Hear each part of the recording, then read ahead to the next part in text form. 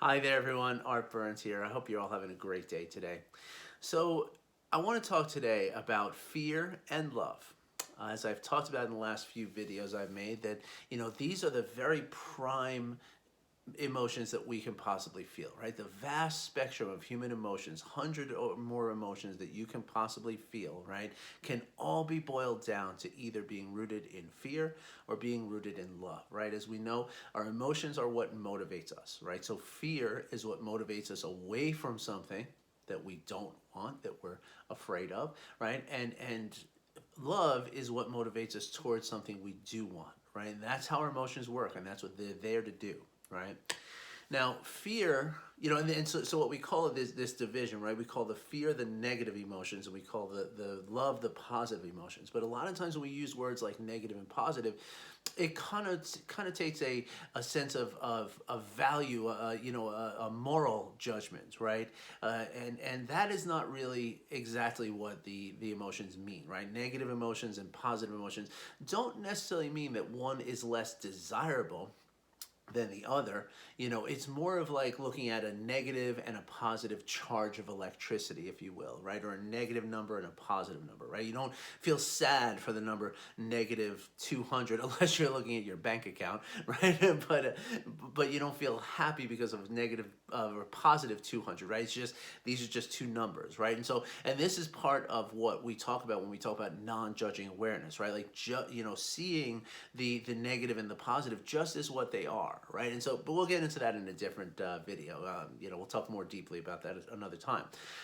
But what I'm talking about here is that, and to that point, in fact, is that fear in and of itself is not a bad thing, right? Of course, fear is what keeps us safe from a lot of things, right? You have an inherent, innate sense of fear of being burned, for instance, right? So even yes, when you were a child, your parents or your grandparents or your caregivers probably told you, like, don't touch that because it's hot and you're gonna get burned, right? Sure, that is something that we pass along for our kids and stuff, right? But even without that, right? And you might have had to touch something and realize, like, okay, that's what a burn feels like. I don't want that to happen again, right? But even without all of that, you still have this innate sense of, something that is very hot, you are going to be afraid of, right? It's going to repel you because from your ancestors, hundreds of generations before you, you know that touching something that is hot is going to cause you damage to your body, right? So there's a level of fear that is important. So when you're reaching into an oven to take out a sheet pan, if you're unless you're absent-minded and don't realize how hot it is, you are going to be careful. Now that's fear, right? And that's a good thing, right? That keeps you from burning your fingers. It keeps you from maybe stepping into the street where cars are coming by. It keeps you from, if either physically or emotionally. Fear is something that can protect us emotionally as well, right? And so fear in and of itself is not a bad thing, right? And to the same extent, it's harder to see this and less important to see this, but love is not necessarily a good thing either, right? They're just, again, they're just the ways in which our bodies kind of, move, right? Now, of course, fear doesn't feel very good for us, and love feels very good for us. So that's why it's kind of a hard thing to sort of quantify that way. But really, the point that I'm trying to make is that fear in and of itself is not a bad thing, right? It's just like the negativity bias, right? The negativity bias that we all have, right, is that we are going to pay attention more to the negative things that happen in our lives more than the positive things. And the reason for that, just like the reason why we have fear as a basic primal human emotion, is that it's going to keep us alive, right? Like the things that are negative, that we perceive as negative in our lives, right? The things that might hurt us, the things that might, make us sad, the things that might, just cause us whatever level of damage. Those are the things that are likely to hurt us, right? And those are the things we are likely to move away from, right? And so that's why the survival instinct of your brain and your nervous system is always going to notice those negative things more than the positive things. And now that includes fear, right? Your brain and your nervous system are wired to keep a very close eye out for fear, right? And so that brings me to the point I want to make, is that fear in and of itself is not the problem. But what happens is when things get, difficult for us and things become, unnecessarily difficult for us is when we are operating from that fear rather than operating from that love. And let me tell you exactly what I mean by that. When we are operating from a sense of fear, right? That means that we are, and again, this is something that is a natural inclination of our minds as a default, position, right?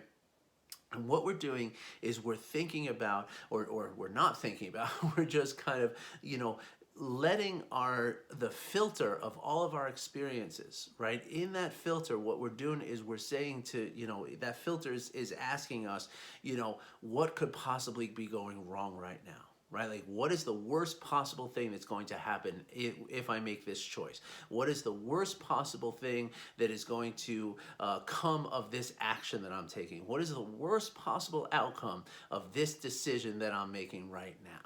Right? And those are, when we act in that way, right? When we allow our lives to be, again, operated from that level, right? What we're doing is we're operating in survival mode, right? And that is what the fear, the connection between fear and stress. As I said before, stress in and of itself is not a bad thing.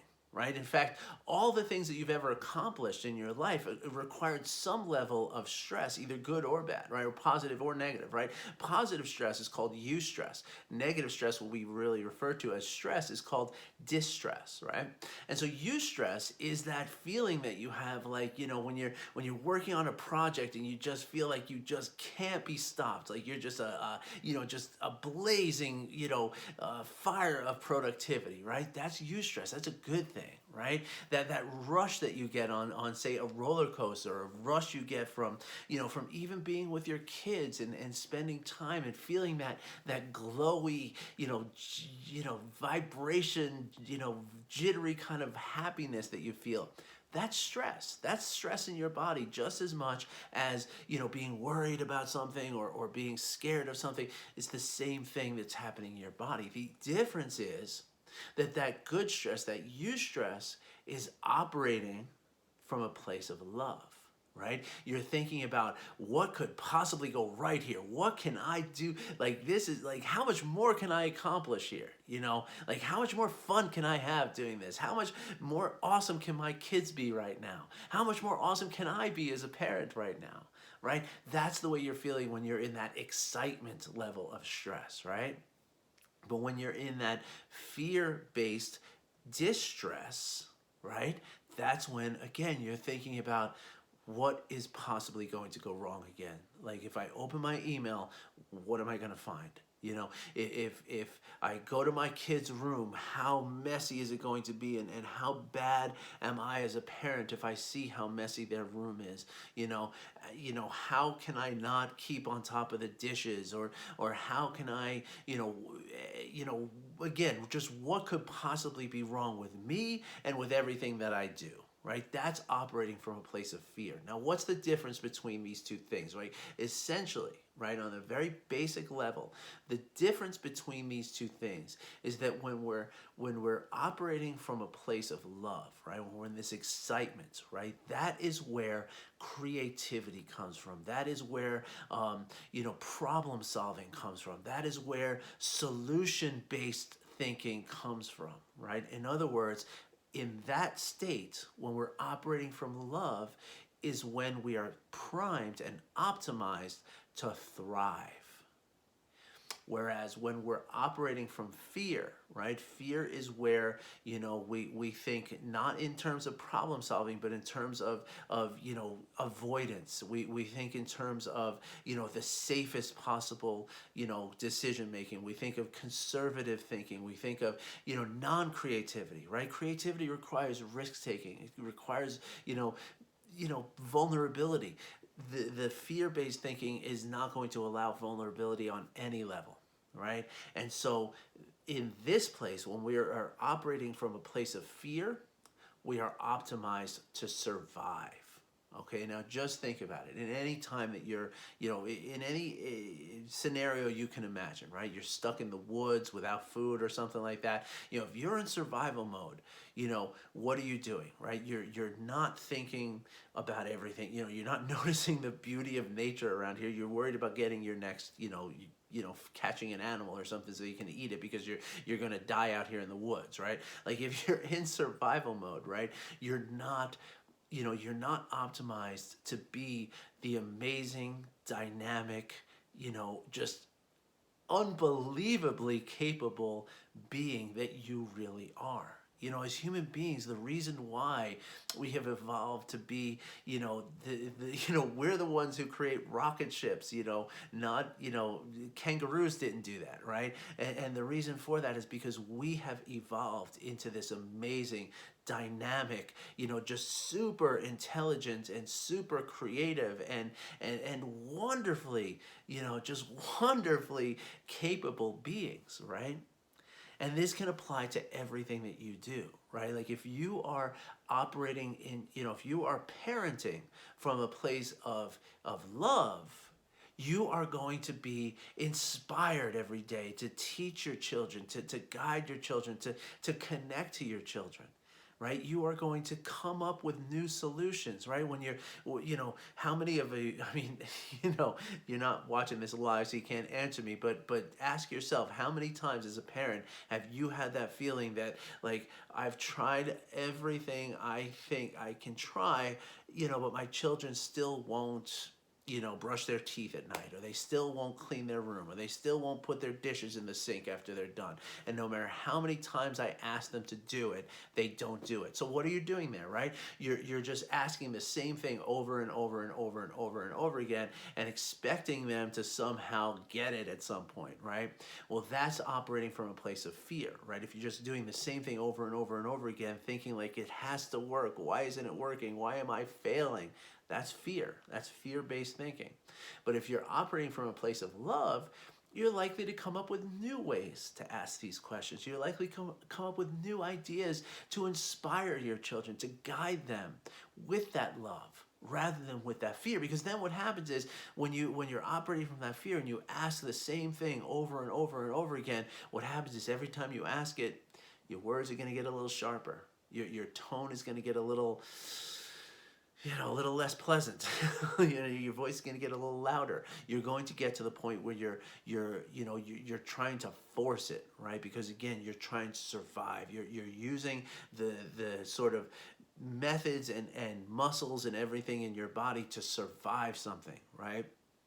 And that's going to create this real distance between you and your children. It's going to create a lack of connection. It's going to create an unhealthy relationship because you're going to be talking down at them and getting more and more frustrated and how is this not working? I need to force this into working, right? Whereas if you're operating from love, again, what you're going to do is you're going to draw them in. You're going to, you're more likely to think like, why is it that what I'm saying to my children is not getting through to them? Why is it that they aren't doing what I've taught them is good for them? How can I change the delivery of what I'm saying? How can I, rework this to get through to them on a deeper level, right? That's creativity. And that is only going to happen when you're operating from a place of love rather than a place of fear. So now how do we do this, right? And like, okay, Art, that's great. Sounds all great and it sounds like it makes sense, sure. But how do I do this? Like, I can't, like, my kids don't put the darn dishes in the sink. What do I do here, right? And so I would like to invite you to think of it in terms of, not, don't think about the outcome, especially with parenting, but this also applies to any area of life, right? Like, even in the office or in social situations or things with your family, your parents or your sisters and brothers and cousins and aunts and uncles and all that, don't think about outcomes, right? And don't think about how other people are responding around you, right? So don't think about how your children are responding. Just take what they're responding and examine within, right? So I'm inviting you to examine what is happening inside of you at any given moment, right? So understand where you're operating from, right? Are you operating from a place of fear, or are you operating from a place of love, right? Just ask yourself that. It's a very simple question. Now of course, it becomes less simple when you're like losing it because your kids aren't putting the dishes in the sink, right? We've all been there. I get it, right? And that's not doesn't make you wrong. It doesn't make you a bad person, right? And it becomes less easy to recognize that, right? And in that sense, we usually recognize it when it's back there behind us, right? After we've done something and say, oh yeah, that was not cool. I shouldn't have, yelled at my kids for the dishes, and I feel shame now. And that's the problem, is that now that's going to lead to more like any negative emotion, shame, guilt, anger, jealousy. When you look at other parents and like, why do their kids do what they're told? And that's jealousy, right? And all of these negative emotions, right, are arising from fear. And then they are going to keep you in that negative emotion space, right? Which means that you're just going to be reinforcing the way that you operate from that place of fear, right? So in other words, like when you lash out at your children because they don't put the dishes in the sink, and then you feel shame at having lashed out of them, now you're still in fear, right? Because shame is just an extension of fear, right? So now you're going to make decisions based on that fear. Again, maybe you'll do something that's counterproductive, like, say something to your kids like, okay, I'll get you ice cream now or something like that. And then later on you realize like, oh gosh, what did I do? Now I got to get them ice cream every time they don't put their dishes in the sink. Of course, these are silly examples, but I think as parents, you know what I mean, right? And now you've created another level of fear, right? Because now you're feeling that you made a mistake, right? And now you're feeling the fear of that, and shame and guilt and regret and all that. It's just a big soup of negative emotions, right? So the key is to build an awareness of when we are operating from that fear. And then what we do is, instead of, again, when we feel shame, that means that we're afraid of the fear, right? We're we don't want it, right? We're pushing away from it, right? So instead, what I invite you to do is to turn towards the fear and say to yourself, like, what is it that I'm afraid of right now, right? Am I afraid that someone else is going to judge me for being a bad parent? Am I afraid of somehow my children are going to wind up, not like I thought they should wind up? And as you start turning towards this fear and you start asking yourself some of these important questions, right? Now you can really give yourself some honest answers, right? And again, if you can, look at those answers from a place of neutrality or from the emotions of love, now we can say that, yeah, I did have this, kind of vision for how my children were going to turn out, but it's not, they're people, right? Like, they're human beings. They're going to turn out on their own to some extent, right? I'm not in complete control. So now maybe I get the sense, like, out of love, I need to let go of that a little bit. And I need to give them the room to be the people they are. Now, that doesn't mean that I don't try to teach them to take care of their teeth, to take care of their belongings, to take care of their lives and their bodies and everything else, right? But I do so from a place of love, where I'm setting a positive example, rather than from a place of fear where I'm trying to control them and I'm trying to set them into this box of who they're supposed to be. Because you know what? That's not your place. It's not my place. It's not our place as parents to control our children. Our place as parents is to guide them, to teach them, to inspire them. Now, do those sound like words you would use in survival or in thrive, right? So again, now I say this very simply, like to just pay attention to where you're coming from, whether it's a place of fear or it's a place of love. And if you find it's fear, turn towards it. Now, that's not that easy, right? I'll be honest. I'm not gonna, I can't, be dishonest here, right? It's not that easy if you've never practiced this before. However, if you're willing to put in, 5 minutes, 10 minutes a day, right?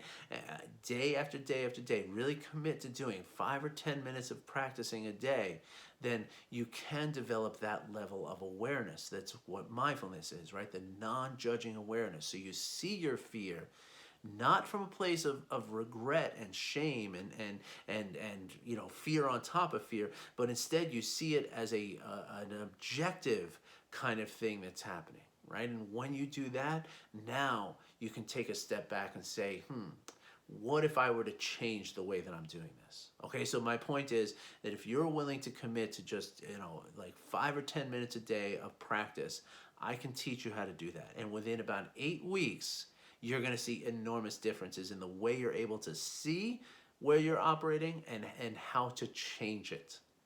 Okay, so that's another invitation. If you would like to know more about this, please get in touch with me. All right, just hit me up with an email, a comment, a direct message, whatever.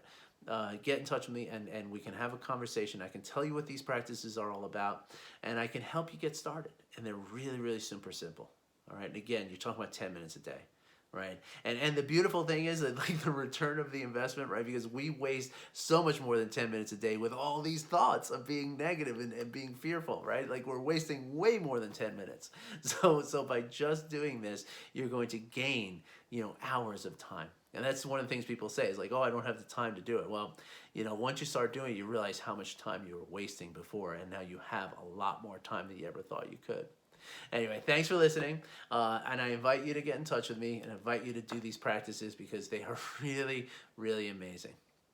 All right, everybody, have a wonderful day. I wish you well, and I hope to hear from you soon. Take care.